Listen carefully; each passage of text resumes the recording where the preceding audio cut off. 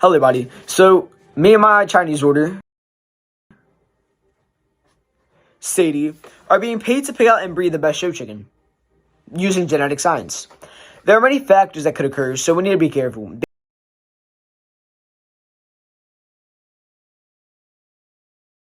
Hi, I'm the biologist Sadie Takachi, and I'm here at the client's farm, not my coworker, because I'm doing all the dirty work.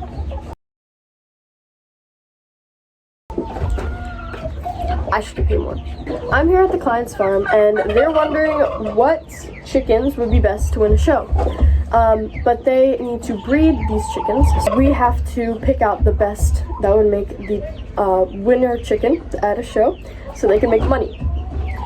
But this is going to be very hard because they have 70 chickens, and there's multiple genotypes that we have to get into one chicken. The best thing we can do right now is to start off with the basics.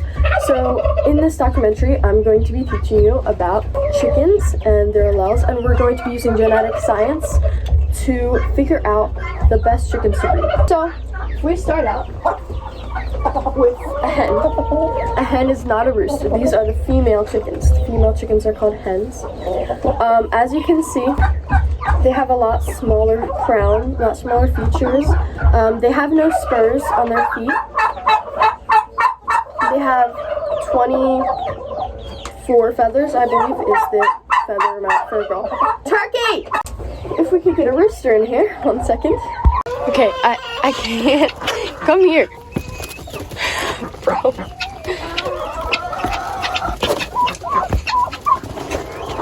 Here.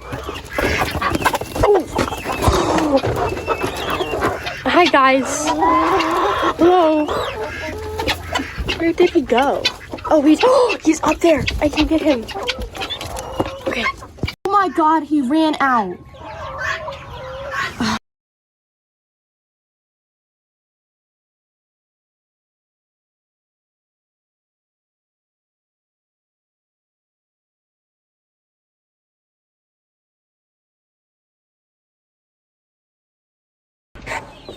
Okay, so what are genotypes and phenotypes, and why do they matter?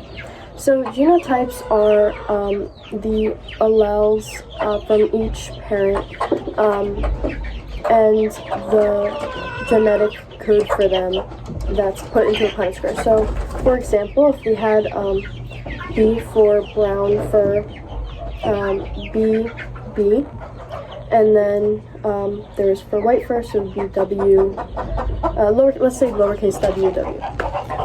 So these are the genotypes, and the recessive genotypes are the lowercase ones, which means they need 2 of them for each Punnett square to show up. But for the dominant ones, if there's at least 1 dominant genotype, so if there's a brown in the white, the brown will show up.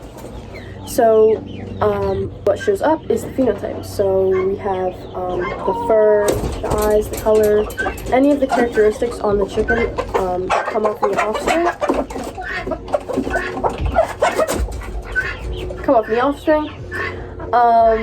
Are any characteristics that come off in the offspring are the phenotypes. Using this information, I'm now going to select a couple chickens that I think would be best for the best results in the offspring that we want to show. So I'm going to choose a couple, send them over to our lab for testing, and get the alleles in the Punnett square. Basically, we are using Punnett squares, and that is having both of your different genotypes from your 2 chickens, and with that, we have to find the codominance, which is the relationship between 2 versions of a gene. The chicken will receive only 1 gene from a parent, and then the dominant one is normally expressed on the chicken. But you can't forget that there's also codominance, which is the appearance of both traits from each parent in the offspring. There's also incomplete dominance, which we are not using. This is when the 2 traits are mixed in the offspring. That is something we like to call an allele from each parent. For rarely crosses, there are 2 recessive alleles, and it is the only time when the recessive trait can be shown. But to show you guys, we used Punnett squares to find the crown color, crown shape, leg color, and eye color. And to show you guys, here it is.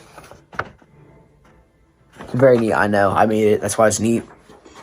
Now, Next, we use dihybrid crosses to find the chicken's feather type and nail type. The reason we use dihybrid crosses instead of Punnett squares are because they have their own different sets of things. A dihybrid cross is a cross between two individuals with two observed traits that are controlled by two distinct genes. To show you guys, this is a dihybrid cross. As you see, there are 16 boxes instead of 4, which is different from the Punnett squares. And now, for the chicken's feathers, we used codominant Punnett squares because it helped us show all possible allelic combinations in a test cross. And for reference, this is what a codominant Punnett square looks like. I know, very neat too, because I made it. Now, the X chromosome from the female chicken carries a genetic deformity trait of having a scissor beak, which is not judgeable at all. And our job is to avoid that by keeping any lines of chickens that could possibly be a carrier of this so it does not show up in the offspring. Now that we flipped the coin and we got each one, I will tell you the color of the chicken's crown color first. Now, big R and little r is red. Next for the crown shape. Now, big I and big I is spiky. Now for the leg color, we got 2 small Y's, meaning it'd be black. And then for eye color, we got 2 little E's, meaning that it would be red. And so meaning the chicken's crown color is red, its crown shape is spiky, its leg color is black, and its eye color is red. I'm very excited to see how this chicken comes out.